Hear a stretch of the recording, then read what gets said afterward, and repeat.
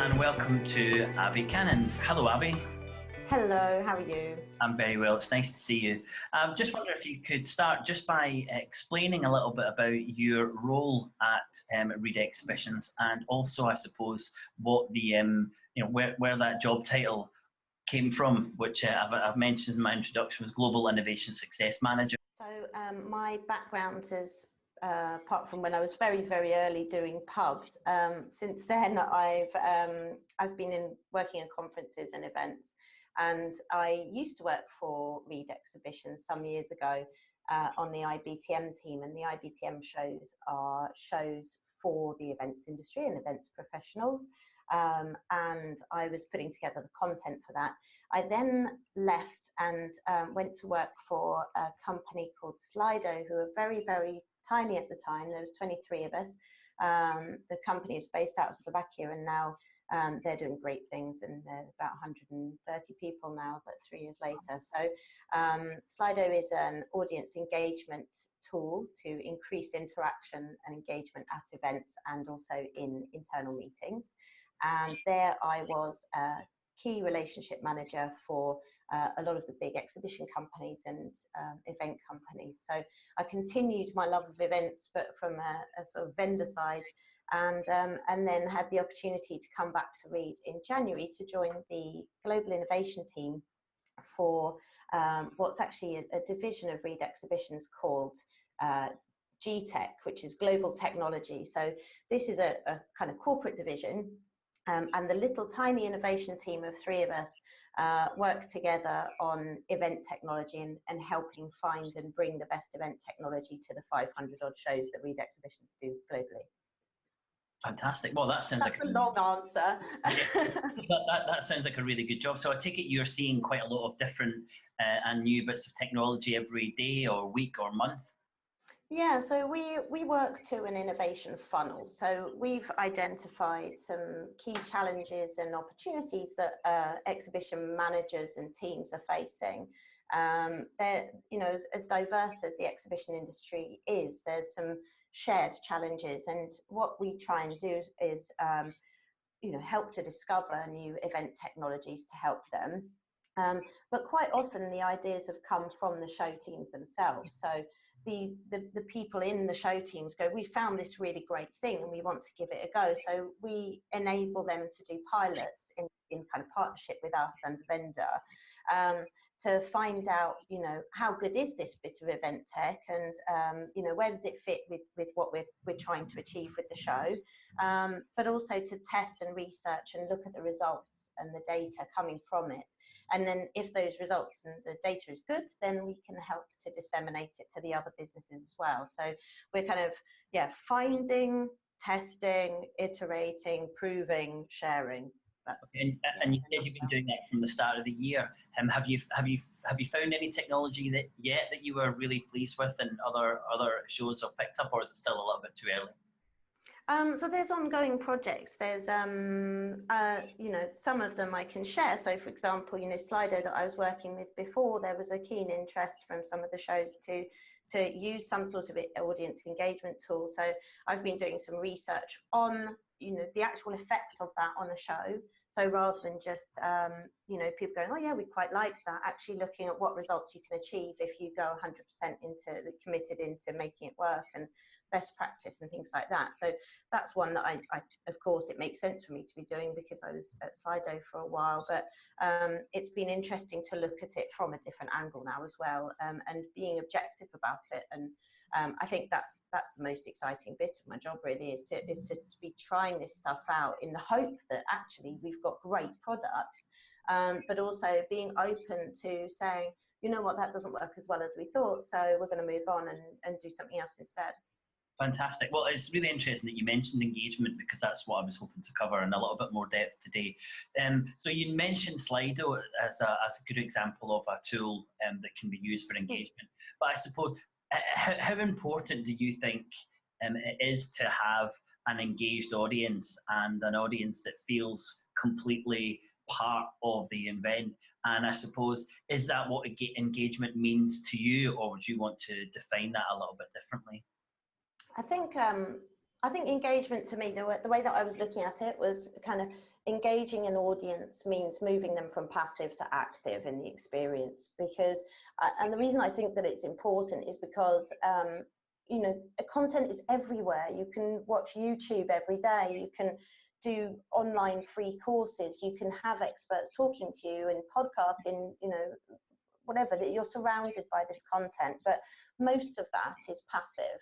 And so I think that this engagement piece around how do we make events more engaging comes down to how do we include the audience in this experience, in this learning, to make them learn more, to make them feel more tailored to, because I think that everybody's so used to being, you know, everything around us is personalized. You've got personalized recommendations on Amazon. You've got your, you know, Google Assistant telling you things. You've got tailored adverts on Instagram, all of this stuff.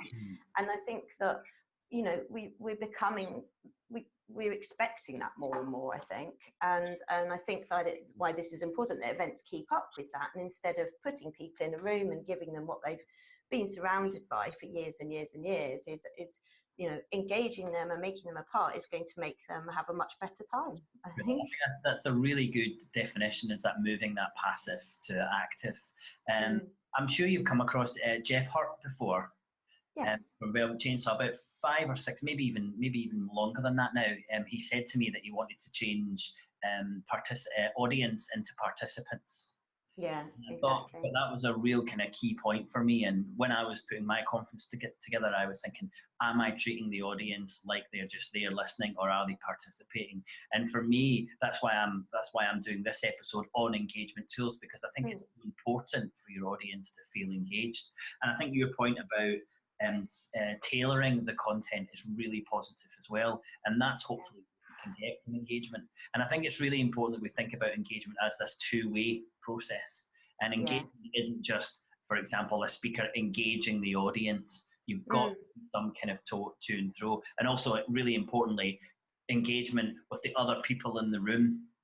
Yeah, I totally agree with that. When I was thinking about engagement, knowing the topic of this coming up, I was thinking about that, and you know, I was thinking about how it moves beyond the technology into how you're designing the entire experience, and you know, that takes so many different parts. That's, you know, not just the speaker, not just the audience, but the, you know, the marketing, the room design, the operations, the AV, you know, all of these things have to come together to make a good piece of engagement, I think. Absolutely. And would you agree the events industry has just been a little bit slow to move towards this idea of engagement? I think so. I think that conferences have been the same for a really long time, and your traditional conference, which still exists out there, is you know, is a keynote speaker who talks for an hour and doesn't take any questions and goes off the stage, and you know, there's an expectation that that's satisfying in some way, when, you know, I think the majority of us think that. I think it's important when we're looking to kind of redesign conferences and have much more engagement, we have to be careful that we don't throw out all the really good things that conferences do. And, you know, with the whole unconferencing idea, I much prefer to look at the conference and think, how can we improve this? How can we look at it differently, rather than how can we just get rid of this and do something completely different? I mean, to me, one of the things that's really stuck with me since Slido days is that keynote model. And I think that any of the sort of tech conferences and things like that, you know, any conference that has a big name speaker, for example, they don't ask them to do a presentation and then, you know, and then do a Q&A for 5 minutes at the end. They'll do a facilitated interview, and they'll use something like Slido for the audience to be feeding the questions into that person.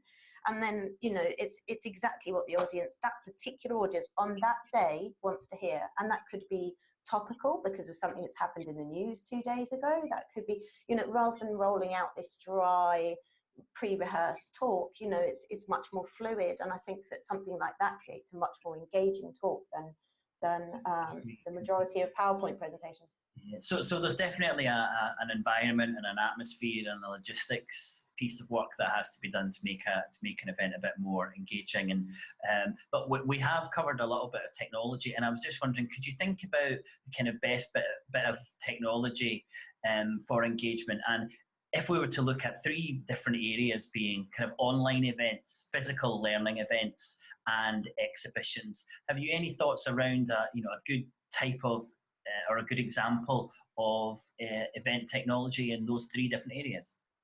I think so. So it has to be tech, right? Yeah. Okay. Well, it doesn't have to be answering. You can tell me whatever you want. Okay. So I think for the online experience, this is two-parted really.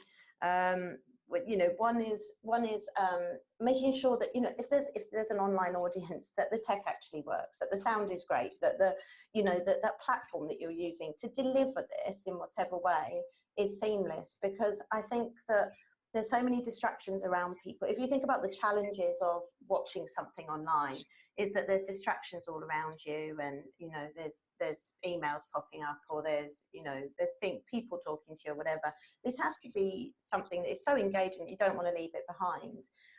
So I think, firstly, making sure that the basics are just set up, that the sound is good. That then, of course, I know that I'm going to be biased because I worked for an audience engagement tool for 2.5 years, but I think the other challenge that people online face is not feeling part of the experience.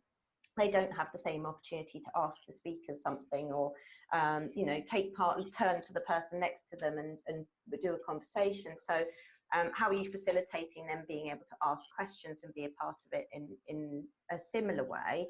And actually, I think the same goes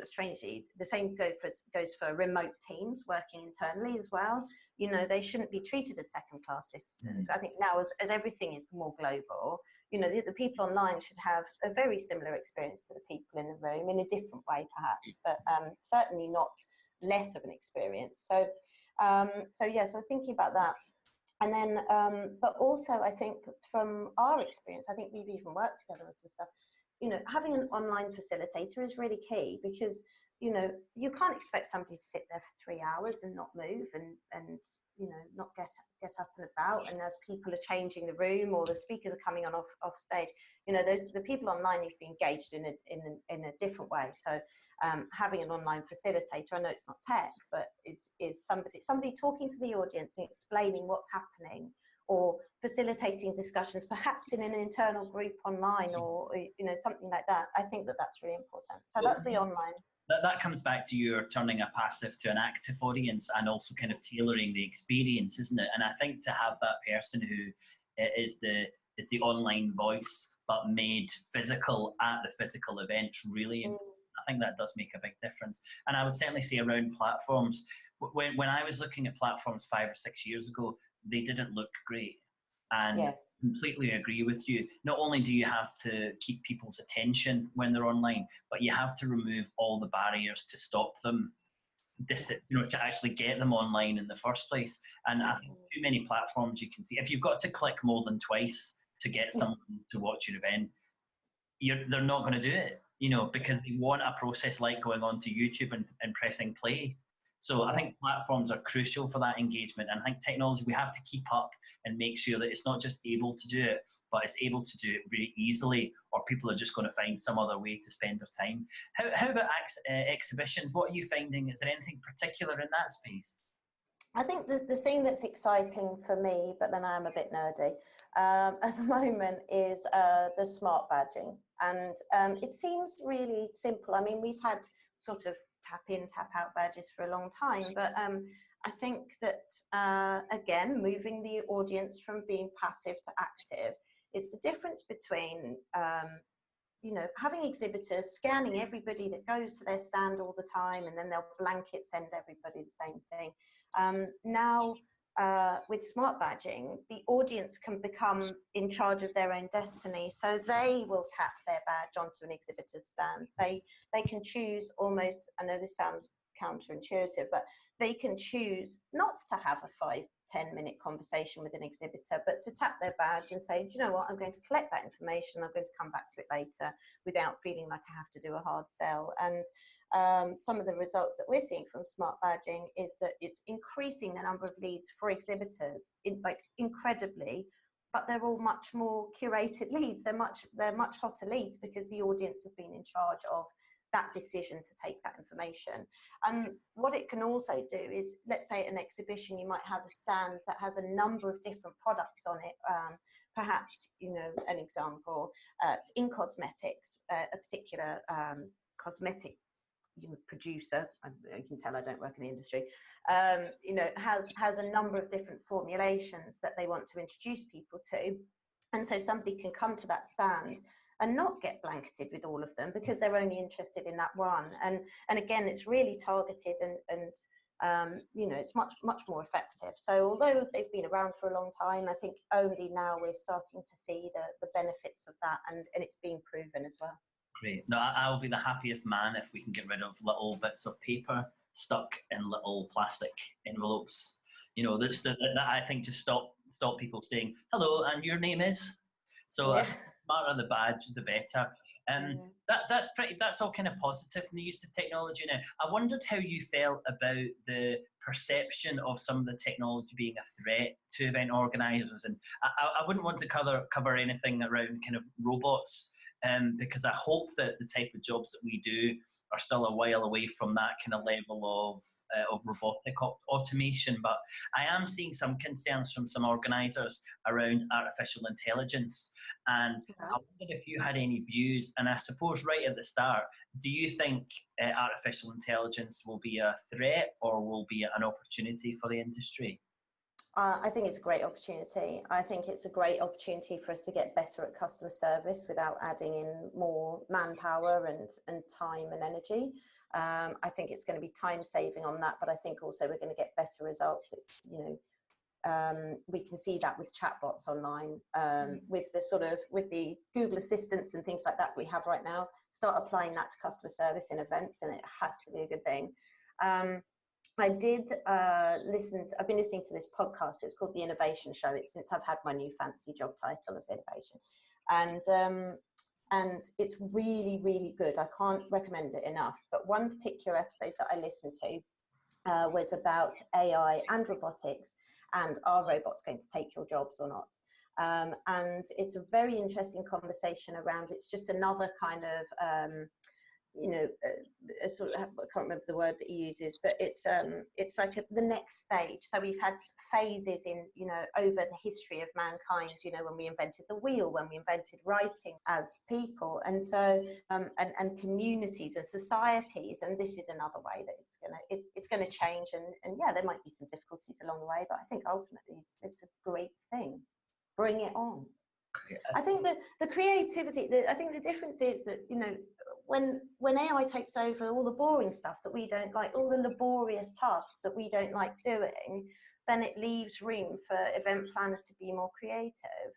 And it's the creativity that's going to come to life. When you're not bogged down in tasks that are mundane, where's your brain going? It's going into other things. However, I did just find online this week, I shared it with a little Slack group that I've got, but it's actually, I think that there is a space for people not to be on their phones at events. I really do. I feel very strongly about this. I don't think tech is the answer to everything. I think tech is a great addition, but it's not the answer. And I saw this really cool thing that now I can't remember the name of, but it's this tiny little pouch. You can look it up online. That there's an artist called Skepta, musician called Skepta, who has been doing these concerts and banning people from viewing the whole concert through their phone. And there's a company that provides these little pouches for you to put in your phones, and at the entrance they lock.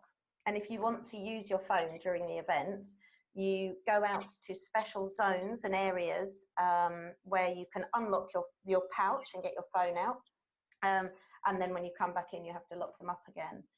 But I thought, what an amazing idea. I mean, we've struggled for ages about getting people off their phones, and this is a great way of doing it in a really sort of novel way. But also I quite like the design of those spaces where this is okay over here, but here it's not.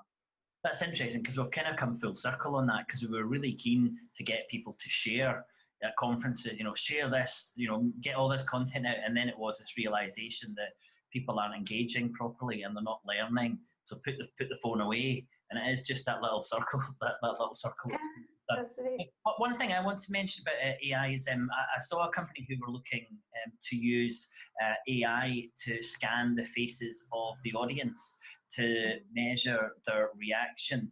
And no, they're not planning to do this within the world of events, but I thought this would be really easy to do. So you have a speaker, rather than doing audience feedback, you've got some artificial intelligence that says 80% of the audience smiled during X, or there was 12% mileage over this hour.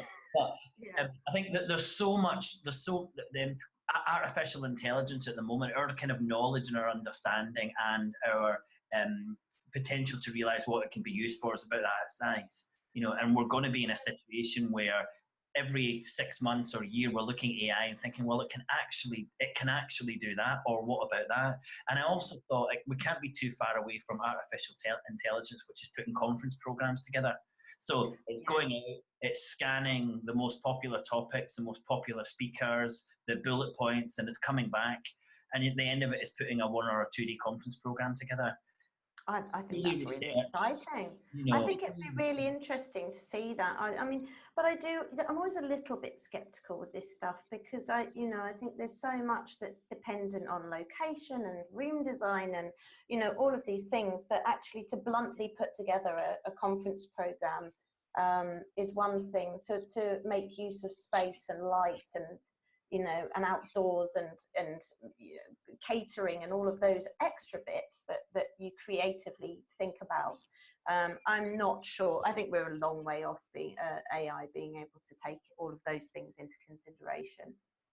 Well, it'll certainly be an interesting journey for us. I mean, I think event organisers, we've got one of the jobs of the future, an event organizer, because there's a lot of jobs that artificial intelligence and machine learning and robotics can actually replace, but it's very difficult to replace the types of things that we do, because I think we are looking at the environment and the atmosphere and the logistics and the personalities and all those types of things. So hopefully an opportunity rather than a threat. Can I say, if you want to double check whether event planners are going to have a job in the future, this guy who was on this podcast, his name's Byron Reese. So it's BYRONREESE.com. And you can go and do the test to see whether your job is going to be replaced.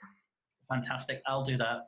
When I work out what it is that I actually do, then I'll have a stab at it. Okay, before you go, I just wonder, we've spoken quite a bit about technology and the engagement aspect, and I just wondered if there was another couple of things that we could be looking, or we should be looking for technology to do at our events that perhaps we aren't using it to do at the moment. I think that always come back to the challenges that you have as an event planner or an organizer. I think that it's very easy to get distracted by novelty tech.